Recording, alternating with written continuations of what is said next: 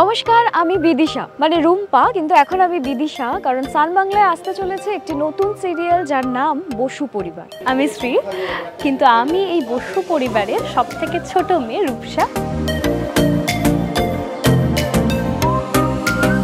আজকে আমাদের promo shoot হচ্ছে, আমরা চুটিয়ে মজা করে ভালোবেসে একটা প্রোমো শুট করছি। প্রথমবার ফ্লোরে এলাম, দেখলাম সেটটা, তো এটার একটা আলাদা অনুভূতি। আজ মাইনে পেয়েছো তাই না?